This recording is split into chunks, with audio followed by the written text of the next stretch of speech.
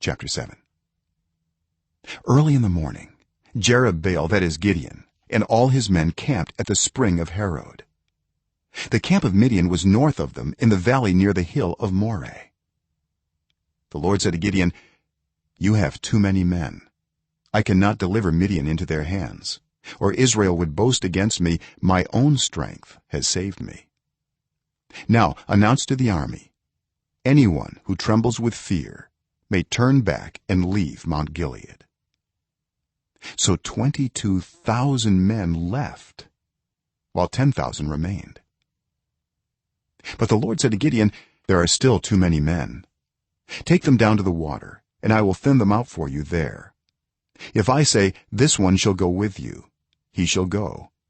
But if I say, 'This one shall not go with you,' he shall not go." So Gideon took the men down to the water. There the Lord told him, "Separate those who lap the water with their tongues as a dog laps, from those who kneel down to drink." 300 of them drank from cupped hands, lapping like dogs. All the rest got down on their knees to drink.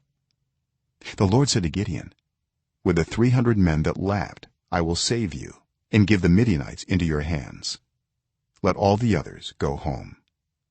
So Gideon sent the rest of the Israelites home, but kept the 300 who took over the provisions and trumpets of the others. Now the camp of Midian lay below him in the valley. During that night the Lord said to Gideon, "Get up, go down against the camp, because I'm going to give it into your hands. If you are afraid to attack, go down to the camp with your servant Purah, and listen to what they are saying. Afterward you will be encouraged to attack the camp." So he and Purah his servant went down to the outposts of the camp. The Midianites, the Amalekites, and all the other eastern peoples had settled in the valley, thick as locusts. Their camels could no more be counted than the sand on the seashore. Gideon arrived just as a man was telling a friend his dream. "I had a dream," he was saying. "A round loaf of barley bread came tumbling into the Midianite camp. It struck the tent with such force that the tent overturned and collapsed." His friend responded, "This can be nothing other than the sword of Gideon, son of Joash, the Israelite. God has given the Midianites and the whole camp into his hands." When Gideon heard the dream and its interpretation, he bowed down and worshipped. He returned to the camp of Israel and called out, "Get up! The Lord has given the Midianite camp into your hands." Dividing the 300 men into 3 companies, he placed trumpets and empty jars in the hands of all of them, with torches inside.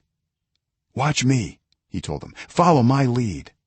When I get to the edge of the camp, do exactly as I do. When I and all who are with me blow our trumpets, then from all around the camp blow yours, and shout, 'For the Lord and for Gideon.'" Gideon and the 100 men with him reached the edge of the camp at the beginning of the middle watch, just after they had changed the guard. They blew their trumpets and broke the jars that were in their hands. The 3 companies blew the trumpets and smashed the jars. Grasping the torches in their left hands and holding in their right hands the trumpets they were to blow, they shouted, "A sword for the Lord and for Gideon!" While each man held his position around the camp, all the Midianites ran, crying out as they fled. When the 300 trumpets sounded, the Lord caused the men throughout the camp to turn on each other with their swords. The army fled to Beth-shittah towards Zererah, as far as the border of Abel-meholah near Tabbath. Israelites from Naphtali, Asher, and all Manasseh were called out, and they pursued the Midianites. Gideon sent messengers throughout the hill country of Ephraim, saying, "Come down against the Midianites and seize the waters of the Jordan ahead of them as far as Beth-barah." So all the men of Ephraim were called out, and they seized the waters of the Jordan as far as Beth-barah. They also captured 2 of the Midianite leaders, Oreb and Zeeb. They killed Oreb at the rock of Oreb, and Zeeb at the winepress of Zeeb.